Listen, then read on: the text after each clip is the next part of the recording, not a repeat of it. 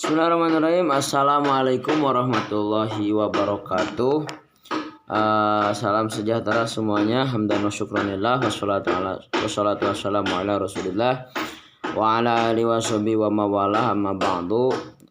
Perkenalkan, di sini nama saya Dandi Arif Abdul Aziz.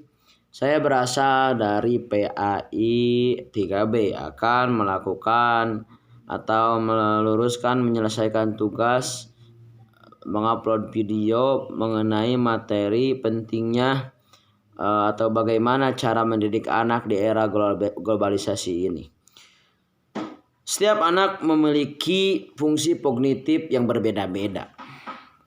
Hal ini dipengaruhi oleh genetik, kecukupan nutrisi dalam kehamilan, dan berbagai pendidikan lainnya. Oleh karena itu, pasti setiap anak yang kita didik itu mempunyai ciri khas masing-masing. Ada yang kuat di otak kanan, ada yang kuat di otak kiri, dan ada pula yang memang tidak dalam keduanya, tetapi berada di jalur tengah. Otak kiri berjalan, otak kanan pun maju. Gitu. Ada. Setiap anak pasti mempunyai hal tersebut. Makanya dari itu perkembangan kognitif pada usia 7-12 tahun ini tentunya telah lebih baik dibandingkan di usia muda, di usia balita. Di usia balita kita hanya mengajarkan ia bicara, mengajarkan ia berjalan, mengajarkan tentang bermain atau apa, belajar komunikasi atau apa. Ini di usia 7 sampai sekian tahun itu merupakan bisa dibilang usia emas bagi seorang anak dalam kehidupannya. Itu berawal di sana. Makanya cara mendidik anak tersebut memang ada tips-tips khusus gitu, yang harus kita lakukan sebagai pendidik dan orang dewasa yang berharap regenerasi di setiap kalangan itu menjadi lebih baik. Tips dari saya yang pertama itu anak harus didampingi oleh kita sebagai pengajar atau orang tua dan atau lagi orang yang lebih tua darinya.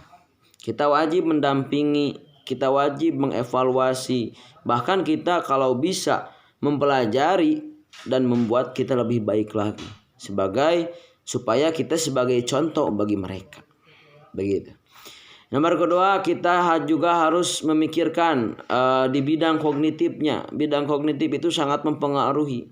Contoh ke siswa A, kita bagaimana sikapnya. Misalkan di keluarganya itu dia broken home, kita harus lebih mendekatinya lebih dalam. Kita harus menjadi dirinya agar kita mengetahui perasaannya.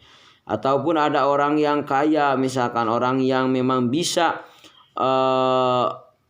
dapat apa-apa, kita ajari tentang perjuangan, kita ajari tentang kegigihan dalam melaksanakan kehidupan. Jangan sampai ada anak yang misalkan terlalu dimanja oleh orang tuanya itu tidak melakukan apa-apa dalam kehidupannya. Karena yang melakukan kehidupan kelak itu bukan orang tuanya, tapi dirinya sendiri.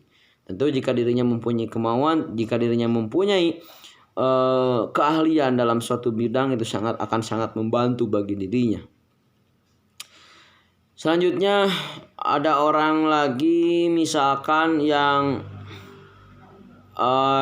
tidak mampu dalam belajar dalam apa. Ayo kita dekati, kita usahakan, bahkan kalau kita bisa bantu dalam segi perekonomian, beri orang tuanya kerja atau bagaimana. Ya insya Allah gitu, keberkahan pahala akan mengalir terus kepada kita. Kita juga perlu menyeimbangkan gitu sisi anak dengan melatih hal-hal yang misalkan menjadi bakat anak. Misalkan anak itu suka sepak bola, ayo kita sekolahkan di sekolah sepak bola, tetapi bukan berarti kita mengganggu waktu belajar dia. Dasar dia harus mengetahui, tetapi di sisi lain kita juga harus mengembangkan bakat-bakat yang memang terpendam dari anak-anak itu. Yang selanjutnya, hindari menuntut anak terlalu sibuk. Di usia-usia seperti ini memang terkesan cenderung menjadi usia yang sangat vital bagi anak.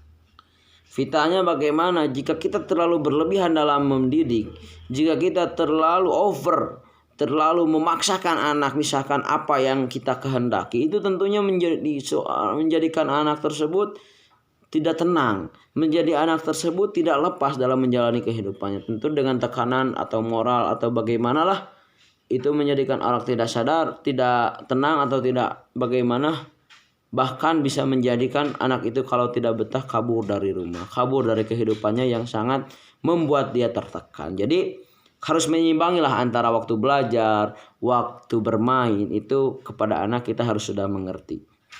Selanjutnya kita juga harus mengenali apa yang jadi bakat anak, di mana minat dan bakat anak. Ya, jangan sampai kita terfokus misalkan kepada nilai anak di sekolah. Wah, nilai anak saya jelek nih. Kita jangan langsung menyalahkan anak langsung secara sepihak.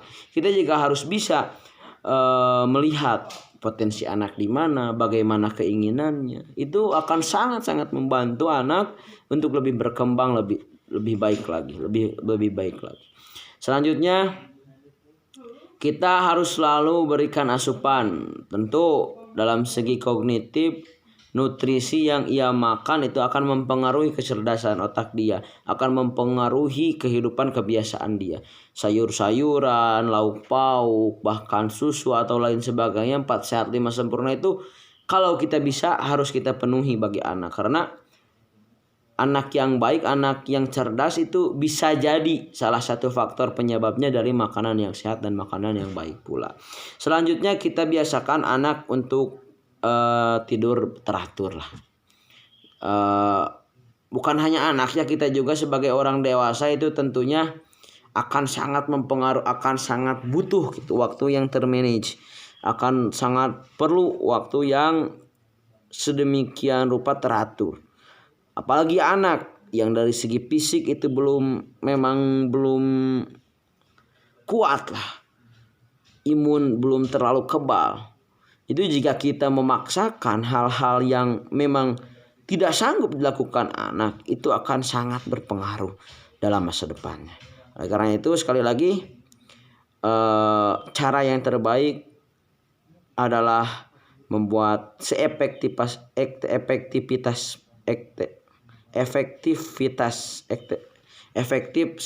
mungkin lah, kita bahasanya apa ya, seefektif mungkin untuk mengajari anak bagaimana, kapan dia tidur, kapan dia belajar, kapan dia bermain, kapan kita harus mengaturnya.